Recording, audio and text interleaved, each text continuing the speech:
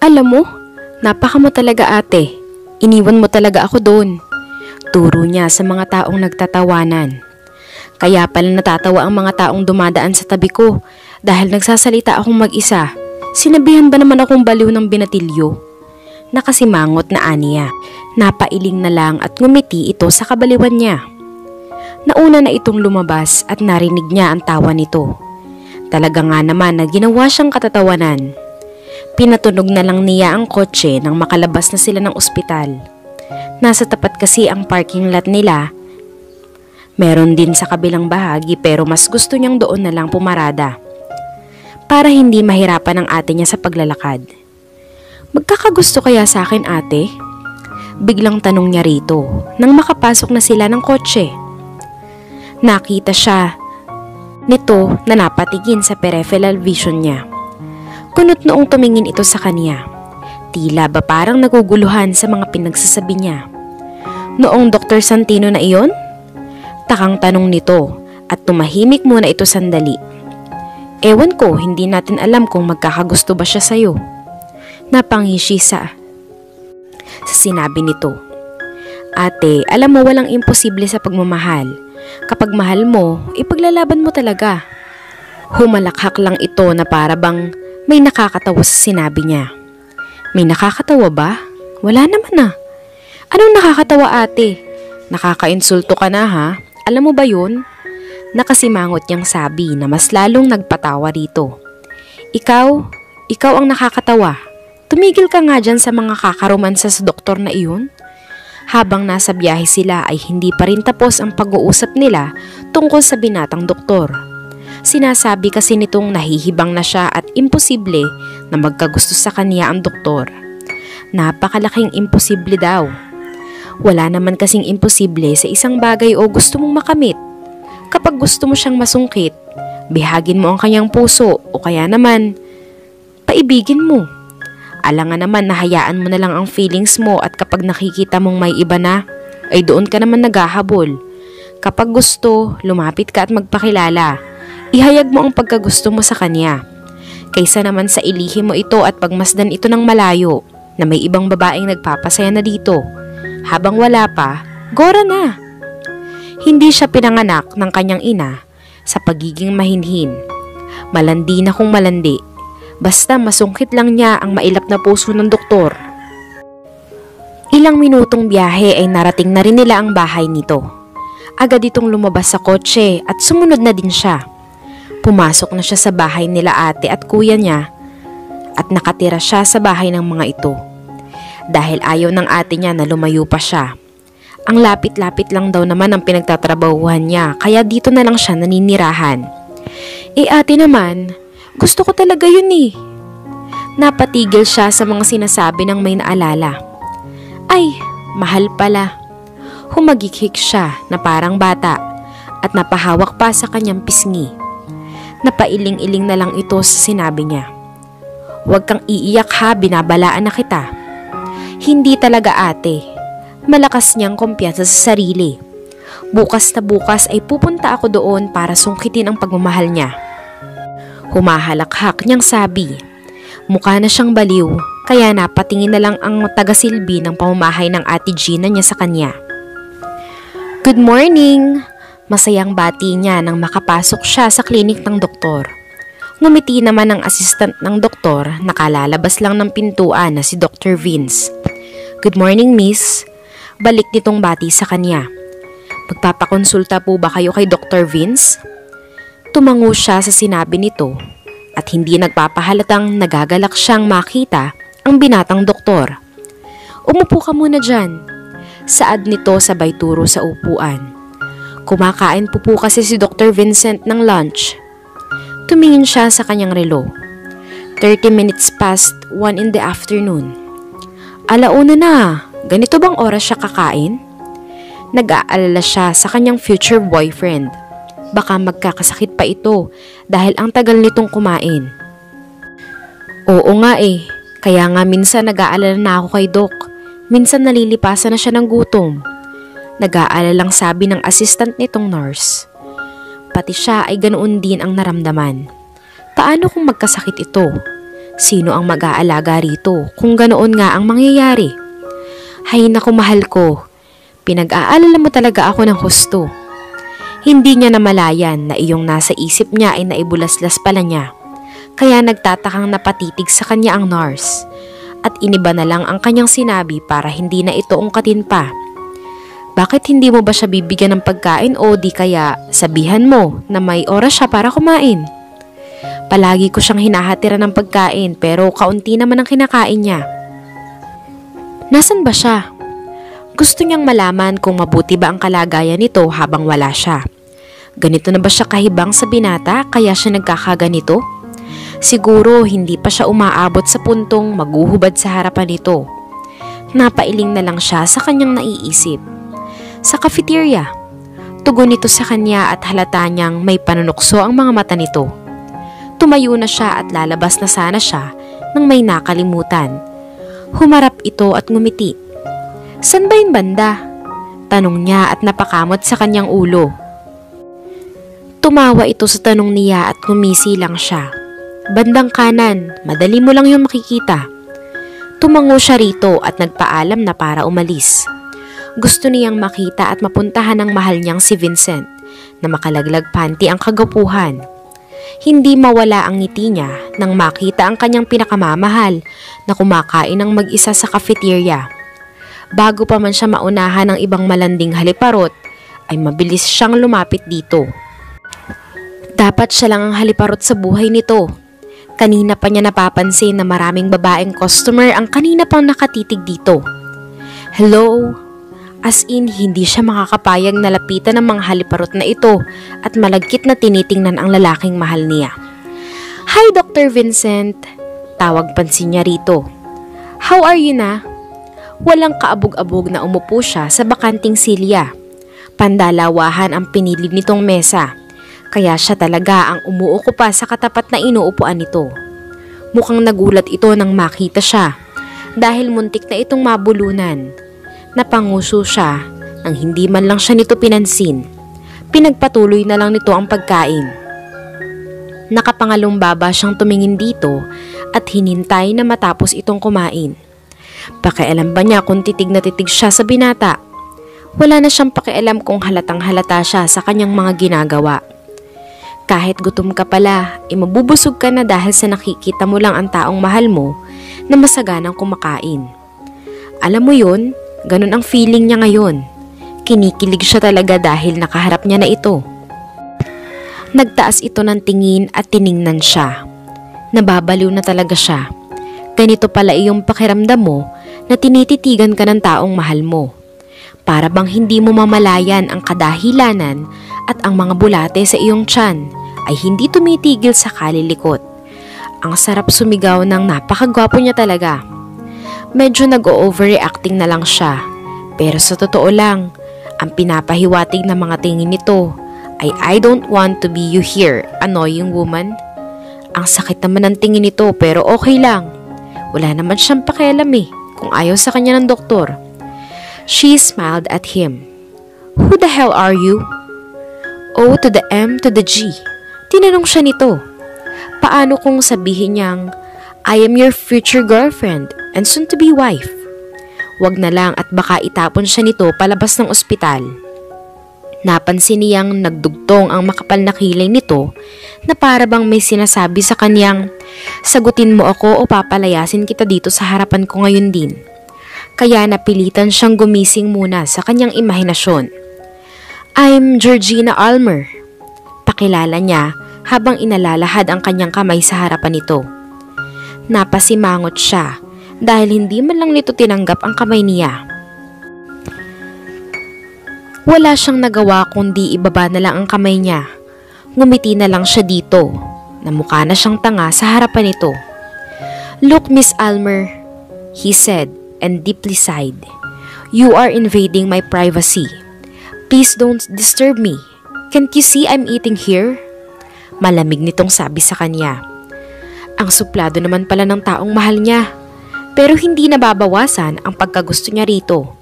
Bagkus ay mas lalo siyang nai-inlove sa lalaking nagngangalang Vincent Santino. She pouted her lips. She looked like an idiot. Even though he scolded her, it doesn't mean na nawalan na siya ng pag-asa at lalo nga siyang ginaganahan. Susungkitin man ang bituin para lang makatingin at sana'y maging akin ang puso mo at damdamin. Lalo siyang napasimangot. Nang tulain niya, ang dapat ay kinanta niya. "Stop singing. Para ka lang tumutula," sabi nito sa kanya. Ngumisi lang siya sa sinabi nito at taas baba ang kanyang mga kilay. Sumama ang mukha nito at hindi na siya nito pinansin. Kaya lalo niyang tinitigan ito. "Look, Miss Almer," he said. "Staring is rude. Please go away." Mariin itong sabi sa kanya. Hindi siya nito mapapaalis kahit na anong gawin nito. "Ganoon ba? Ang sarap mo kasing titigan." Walang tigil niyang sabi dito. Hindi talaga nakakaumay na tingin ang binata. "Alam mo, kumain ka na dyan. Huwag mo kong pansinin dito. Basta tititigan lang kita. Pinupuno mo na ang araw ko, mahal kong Vincent." Vincent, not mahal kong Vincent. Mas lalong humaba ang nguso niya dito. "Gusto kong tawagin kang mahal kong Vincent. Kung ayaw mo naman, pwede namang tawagin kitang asawa ko." Biro niya pa dito. Kumunot ang noon nito. "You are frustrating the hell out of me. Mahalin mo na lang kaya ako asawa ko para naman may maghahatid ng pagkain mo. Hindi ka talaga magsisisi. I will cook any dishes for..." Aray! Napatigil siya at napahiyaw nang may kumurot sa tagiliran niya. Tiningnan niya ito ng masama kung sinong puntsyong pilatong kumurot sa kanya. "Ate naman, masakit kaya yun?" Ungol niya dahil sa sobrang sakit ng pagkakakurot nito.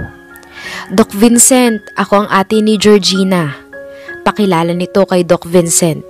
"Ako na po ang humihingi ng paumanhin dahil sa kagagahan niya. I'll dispose this big mushroom."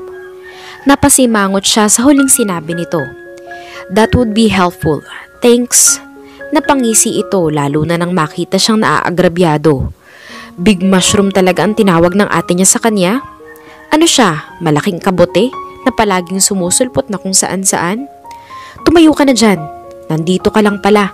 Pinuntahan kita sa trabaho mo pero wala ka naman doon. Napaka talaga ng babaeng to." Hinigit siya nito patayo at sumunod na lang siya. Pero bago siya umalis, may sinabi muna siya sa mahal niyang si Vincent. "I will do my best para mahalin mo lang ako, asawa ko." Aray! Hiyaw niya nang kurutin na naman siya ng ate niya sa tagiliran. He just threw her a bored look. Nag-flying kiss muna siya. "Bye, asawa ko," sabi niya sabay kaway dito. Sa susunod muli, naputol ang hagikik niya nang kinaladkad na siya palabas ng ospital at pinasakay sa kotse.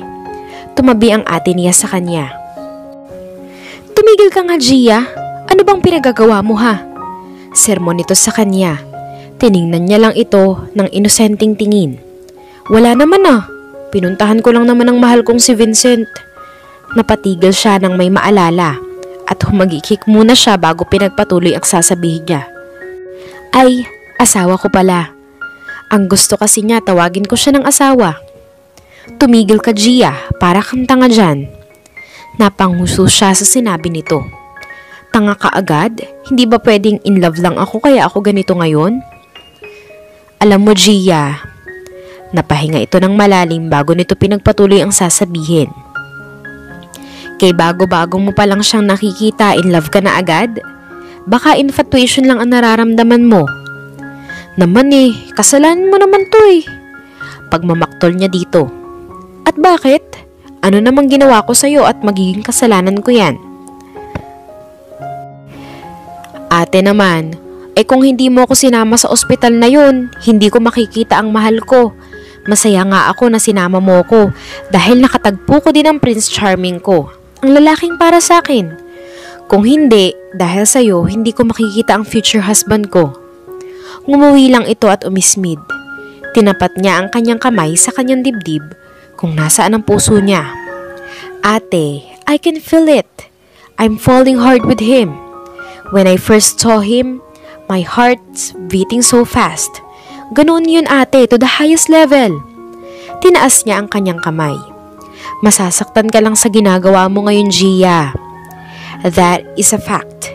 Masasaktan talaga siya sa ginagawa niya. Pero hindi mapapasa kanya ang binatang doktor kung wala siyang gagawin. Anong silbi ng pagiging makulit niyang babae kung hindi niya gagamitin, di ba? Niyakap niya ito. Ate, masasaktan ka talaga kapag nagmahal ka, di ba? Tumango naman ito. At di ba may motto akong, if I love someone, I will chase my true love no matter what. Kaya nga hahabulin ko siya kahit tawagin niya akong stalker. Kung hindi talaga siya para sa akin, ay di titigil na ako sa kahibangan ko. Mayroon pa pala. If you love someone, fight for what you feel. But if the one you love doesn't love you, then let him go. Napakakulit mo talaga, Gia. Tinawanan niya lang ito. Nandito na naman siya sa klinik nito para mangulit sa mahal niya. Napangisi siya nang maalala niya noong nakaraang araw. Nangungulit naman siya kay Dr. Vincent. Napabungis-ngis na lang siya nang maalala iyon. Miss Almer? Untag ng assistant nurse nito. Yes, ano yon? Ikaw na ang susunod. Sabi nito at tinalikuran na siya. Nakangising sumunod na siya sa assistant ni Dr. Vincent. Masisilayan na naman niya ang mahal niyang si Vincent. Hindi talaga mapigilan ang nag-uumapaw niyang saya ngayon. Kapag naiisip niya ito palagi, ay tibok-tibok ang kanyang malakas na puso. Hindi lang iyon, pati na rin si Pempem ay kinikilig talaga kapag nakikita niya ang binata. Diba? Ang harot-harot niya. Pumasok ka na. Utos nito. Magagalit na naman si Doc sa'yo dahil nandito ka na naman sa klinik niya. Natatawang sabi nito kaya napangiti na lang siya sa supportive nitong assistant. Pumasok na siya at napangiti siya nang makita itong nakakunot ang noo habang nagbabasa. Dahan-dahan siyang lumapit sa likuran nito at agad na minasahe ang balikat nito. Napatayo ito dahil sa pagkagulat at nagtatakang tumingin ito sa kanya. What the hell are you doing here again? Napanguso siya rito at nagpapi eyes. Hell agad? Hindi makapaniwalang sabi niya. Hindi ba pwedeng heaven muna dahil aasawahin pa kita bago tayo pumunta doon? Nakangising biro niya sa doktor kaya sinamaan siya nito ng tingin. Oops, ito na naman po tayo sa masamang tingin nito na para siyang papatayin. Joke lang, natatawang sabi niya. Ikaw naman hindi ka na mabiro. Ang swerte mo talaga. Sa'kin. Ang seryoso mo naman asawa ko, iniibig na nga kita, binibiro pa. Umupo siya at nakapangalumbaba sa harap nito para masilayan niya ng malapitan ang gwapo nitong muka. Dok, nandito na ako para magpa-check up. Walang pagdadalawang isip na sabi niya sa doktor.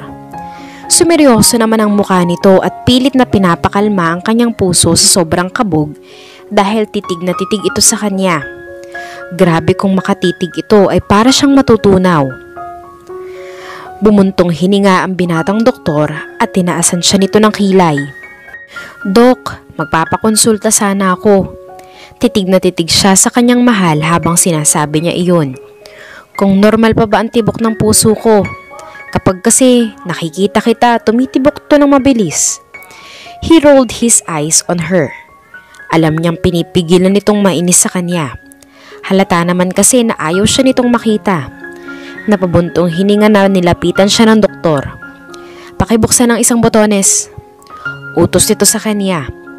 Nanlalaki ang kanyang mga mata at napatakip siya bigla sa kanyang dibdib. Nagmamakaawa siyang tumingin dito. Huwag po, maawa po kayo sa akin. Kinakabahan siya o mas tamang sabihin na excited siya sa kung anong susunod itong gawin. Ngumisi ito sa sinabi niya at napailing. Tanga ka talaga. Ang sakit to na, kung hindi lang kita gusto, baka sabunutan talaga kita. Huwag kang mag-isip ng masama, Miss Almer. Nandito ka diba para magpa-check up sa puso mo? Diniinan nito ang pagkakasabi na para sa puso mo. Oo nga. Tama nga naman ang sinabi nito. Supalpal siya dun na. Strike to na ito sa kanya. Pakibuksan ng isang botones ang blusa mo. Sumunod naman siya agad sa utos nito. Nagpaubaya na lang siya sa kung ano ang dapat gawin nito. Napapikit siya ng malanghap ang perfume ng binata. Bakit ba kasi sobrang bango nito?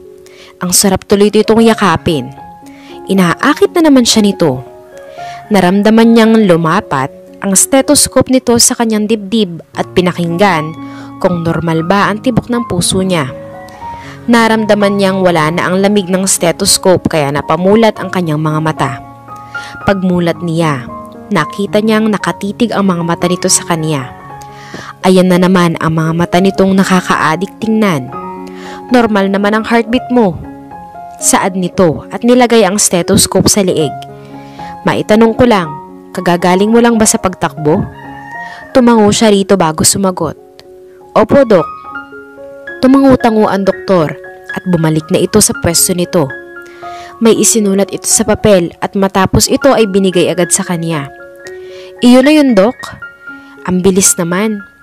Napanghuso siya sa bilis ng pangyayari.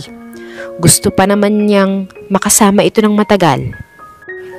Oo, normal naman ang pagtibok ng puso mo. At saka wala naman akong nakikitang kakaiba o narinig na kakaiba sa puso mo. Sagot nito na hindi na nag-abalang nag-angat ng tingin sa kanya. Makakaalis ka na. Nagkibit-balikat na lang siya at lumabas na sa klinik nito at may ngiting tagumpay. Kahit na sinusupladuhan siya ng mahal niya, ay masaya pa rin siya dahil kinausap siya nito. Kinabukasan ay bumalik na naman siya sa ospital na pinagtatrabahuhan nito. Good morning!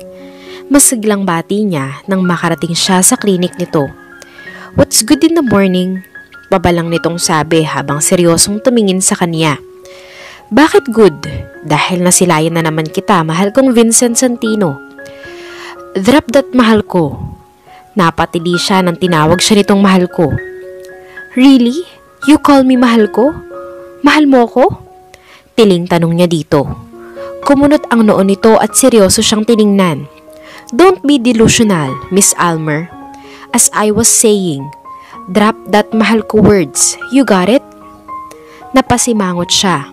May nalalaman pang delusional. What are you doing here again, Miss Almer? Tanong ulit nito. Hindi siya muna umimik dito at nag-iisip kung anong irarason sa sakit kuno niya. Ngumisi siya sa naisip. Masakit po kasi ang... yung baba, Dok. Magpapatingin po sana ako kung anong pwede. Tumango ang doktor sa kanya at iginaya siya papasok sa puting kortina na may nakatabing doon.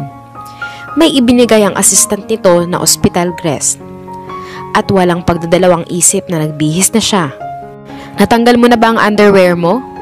Tanong nito sa kanya nang makalabas na siya. Tumango siya dito. Yes po, Dok. Abala kasi ito sa ginagawa nito sa machine. Lie on the bed and kindly spread your legs. Utos nito na wala man lang balak tumingin sa kanya. Huminga naman siya sa kama at naghihintay na lang kung anong instruction nito. Po, gulat niyang sabi habang nanlalaki ang mga mata niyang tumingin dito. Ngayon lang nag-sink in sa utak niya ang sinasabi ni Dr. Vincent. Samantalang ito, relax na nagsuot ng gloves. Spread your legs, Miss Almer. Seryosong tumingin ito sa kanya. Napalunok siya. Kahit kinakabahan siya, ay sumunod na lang siya sa kung anong utos nito sa kanya. Nagtataka siya nang hindi pa ito nagsisimula. Doc Vincent, hindi pa po ba kayo magsisimula? Inangat niya ng kaunti ang kanyang katawan para makita ito. Tiningnan niya si Vincent. Napansin niyang napalunok itong tumingin sa pagitan ng mga hita niya. Ngumisi siya dahil may epekto pa pala siya sa doktor. Akala niya ay bato ito na walang ekspresyon sa muka. Biglang napalunok si Vincent nang makita ang pagitan ng hita ni Georgina. Sanay siyang makita ng ganito. But this time, this is the first time that he felt hot and aroused.